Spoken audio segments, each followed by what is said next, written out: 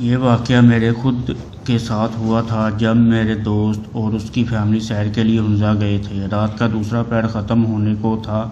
ہم ناران سے 12-13 گھنٹے کا سفر کر کے علی آباد پہنچے، جو کہ ہنزا کا ایک پرسکون اور پہاڑوں سے گھرا ہوا علاقہ ہے۔ چونکہ ہنزا کے لوگ صرف دن میں کام کرتے ہیں اور وہاں سردی بھی انتہا کی ہوتی ہے، جس کی وجہ سے وہاں بہت سناٹا اور وحشت پھیلی ہوئی تھی، اور اسی وجہ سے ہمیں کمرہ تلاش کرنے میں کافی دشواری ہوئی۔ کافی پھرنے پر بھی ہمیں ہوٹل پسند نہیں آ رہا تھا۔ دیکھتے دیکھتے ہم ایک ریزورٹ کے باہر پہنچے، لیکن سب سو چکے تھے۔ ہم نے اونچی آوازیں دی تو ایک لڑکا آیا اور ہمیں کمرے دکھائے جو ہمیں پسند بھی آ گئے۔ سامان رکھنے کے بعد ہم اپنے اپنے کمروں میں چلے گئے۔ مجھے ایسا احساس ہوا جیسے مجھے کھڑکی سے کوئی دیکھ رہا ہے، لیکن جب میں نے باہر دیکھا تو وہاں کچھ بھی نہیں تھا۔ میں نے پردے ٹھیک کیے اور باہر کھڑا ہو کے اپنے دوست کا انتظار کرنے لگا تاکہ ہم کھانا لانے جا سکیں، اور اسی دوران مجھے ایسا احساس ہوا جیسے کوئی میرے بالکل پاس کھڑا ہے اور مجھے دیکھ رہا ہے۔ میں نے ادھر ادھر اچھی طرح دیکھا لیکن کچھ بھی نہیں تھا۔ میں نے اسے اپنا وہم تصور کیا اور ہم کھانا لینے کریم آباد چلے گئے۔ واپس آ کر ہم نے ساتھ کھانا کھایا، اور جب میں اپنے کمرے میں پہنچا تو دیکھتا ہوں کہ میرا سامان جہاں رکھا گیا تھا وہاں نہیں ہے، ان کی جگہ تبدیل کی جا چکی ہے اور سامان سلیقے سے رکھا ہوا ہے۔ یہ کام بیل بوائے کا ہو سکتا ہے۔ میں یہی سوچ رہا تھا کہ اچانک سے دروازے کھٹکھٹانے کی آواز آئی۔ جب میں نے دروازہ کھولا تو باہر اتنا سناٹا تھا کہ اگر سوئی بھی گرے تو آواز کرے۔ البتہ میرے والی راہداری کے آخری والے کمرے کی بتیاں جل رہی تھیں اور باہر ایک جوتا پڑا ہوا تھا، جسے دیکھ کر میں گھبرا گیا، کیونکہ بیل بوائے کے مطابق اس منظر پر صرف ہم ہی تھے۔ میں نے کافی دروازہ کھٹکھٹایا لیکن اندر سے کوئی آواز نہیں آئی، اور اچانک سے اس کی بتی بند ہو گئی۔ میں ڈرا اور وہاں سے تیز تیز اپنے کمرے کی طرف آنے لگا کہ اچانک میری نظر باہر باغ میں لگے ایک بڑے سینگوں والے مارخور کے سر پر پڑی، جس کا منہ میری طرف ہی تھا، اور اسی اثنا میں نیچے سے ایک بلی آئی اور میری طرف دیکھتے ہی بہت تیزی سے میرے پاس سے ہوتی ہوئی چھت پر بھاگ گئی، جسے دیکھ کر میں رونگٹے کھڑے ہو گئے، اور میں نے اپنے دوست کو بلایا اور آیت الکرسی کا ورد شروع کر دیا۔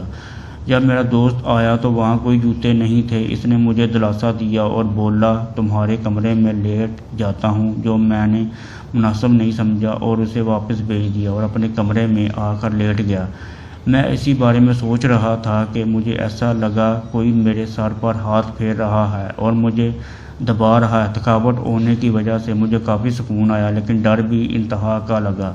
جیسے تیسے کرتے میں نے رات گزاری اور صبح اٹھتے ہی بیل بوائے کو بلایا اور تفصیلاً سب پوچھا، جس پر اس نے بتایا کہ یہاں ایسا کچھ بھی نہیں ہے، یہ محض آپ کا وہم ہے۔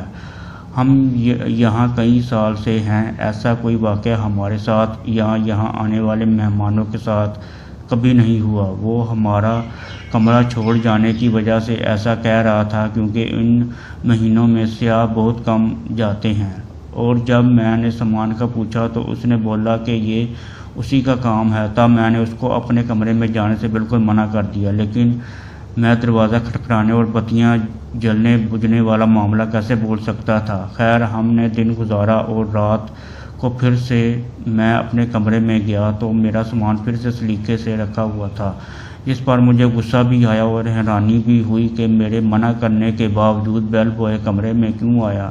چونکہ رات ہو چکی تھی تو سوچا صبح پوچھوں گا۔ رات پھر کسی نے دروازہ کھٹکھٹایا۔ ڈرتے ہوئے جب میں نے دروازہ کھولا تو وہی سناٹا اور اسی کمرے کی بتیاں جل رہی تھیں، جسے دیکھ کر میری سانس بند ہونے کو آ گئی اور حلق بالکل خشک ہو گیا۔ میں نے جلدی سے دروازہ بند کیا، لیکن ایسا احساس ہوا کہ کوئی اندر آیا ہے۔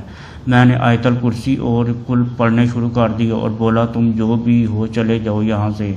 میں اسی ڈر سے لیٹ گیا اور سونے کی کوشش کرنے لگا، لیکن پھر گزشتہ رات کی طرح مجھے احساس ہوا کوئی میرے بالوں میں کوئی ہاتھ پھیر رہا ہے اور مجھے دبا رہا ہے۔ وہ رات مجھے میری آخری رات لگ رہی تھی۔ جب صبح ہوئی تو میں نے بیل بوائے کو بلایا اور تھوڑا غصہ کیا کہ میرے منع کرنے کے باوجود وہ میرے کمرے میں کیوں گیا۔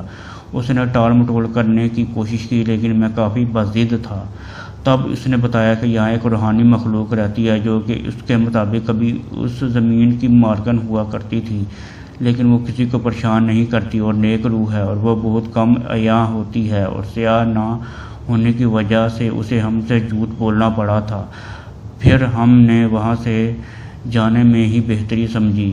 چونکہ حنزہ کے لوگ بہت مہمان نواز اور خوش طبیعت ہوتے ہیں، تو میرے خیال میں وہ مہمان نواز روح تھی جو آنے والے سیاحوں کا خیال رکھتی تھی، لیکن کبھی کبھی مجھے وہم بھی لگتا ہے